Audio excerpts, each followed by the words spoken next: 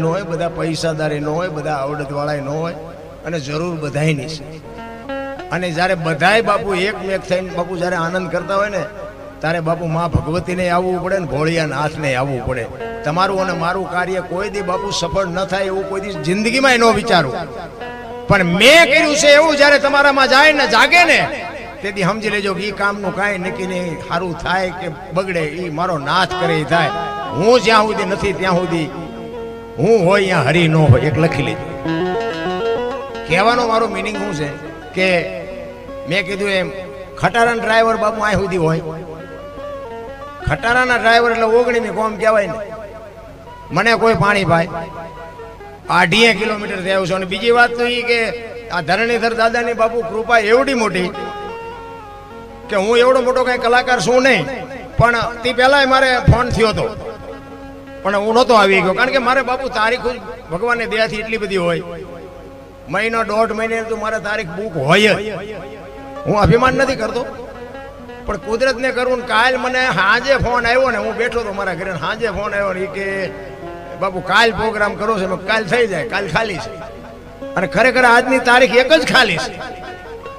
જો આ ઈશ્વર જેથી ભેગું કરે ને તેથી થાય. તમારે મારી બાયું ચડાવી નથી મેળ પડતો. બાયું તો મેં પેલા બહુ ચડાવી, કારણ કે મેં ઝઘડા કર્યા છે એવા તમે આ બેઠા એમાંથી કોઈ નહીં કર્યા હોય. મારવા કૂટવા સિવાય કઈ કર્યું નથી. હારા હારા ને બાપુ માર્યા છે, અને નકરા માર્યા છે એવું નથી. આપણે મારે ધરીને ખાતો છે. હા, કઈ એવું નથી કે નકરા માર્યા છે. આપણે તો સત્ય કેવું છે ને શું, પેલા મારી લઉં પછી ભલે બધા ભેગા થઈને મારે. પણ બાપુ પગે પહેલી વાત તો લાગ્યો જ નથી. મારા મા બાપ સિવાય હું કોઈને પગે લાગ્યો જ નથી. આપણે કોઈ દી સલામ નથી કરી, આપણે કોઈ દી મંદિરે નહોતો ગયો, કોઈને સીતારામે નહીં, કાંઈ નહીં.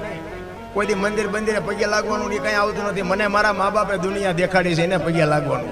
અને હું તો તમને કહું છું કે જળવાય ને તો મા બાપને જાળવજો. જિંદગીમાં ક્યાંય નો પગે લાગવું પડે, આપણી ગેરંટી. માને અને બાપને પગે લાગી અને જાઓ, આખી દુનિયામાં બાપુ ક્યાંય પગે ન લાગવું પડે, આપણી ગેરંટી. માના અને બાપના આશીર્વાદ વિધિના ચકડા ફેરવી નાખે. લખવું હોય તો લખી લેજો. બાકી આખી દુનિયા છે ને લોહીની તરસી છે. તમારામાં લોહી છે ને ત્યાં સુધી બધા વાહ વાહ મજા કરવાના. આ અમે પ્રોગ્રામમાં જઈએ તો અમે તો આમ સાથી ઠપકારીને કહે છે કે તમે અમને ક્યાં સુધી બોલાવાના. આ ગઈ કે ત્યાં સુધી પછી તમે નથી બોલાવવાના. હવે એ દરબાર જ્યાં ગઈ કે બીજાને કહો તમે કહેવાના છો. અમે તો અમારા હાટું આવી છે. અમારે તમને કોઈને વેરાગ નથી લગાડવું. અમે તો આખી રાત રાડ્યું પાડીને અમે ઈશ્વરને કહી મારા બાપ એકાદી રાડે મારી સાંભળજે. અમારે કોઈને કાંઈ વેરાગ નથી લગાડવો, પણ કરવા જેવું છે.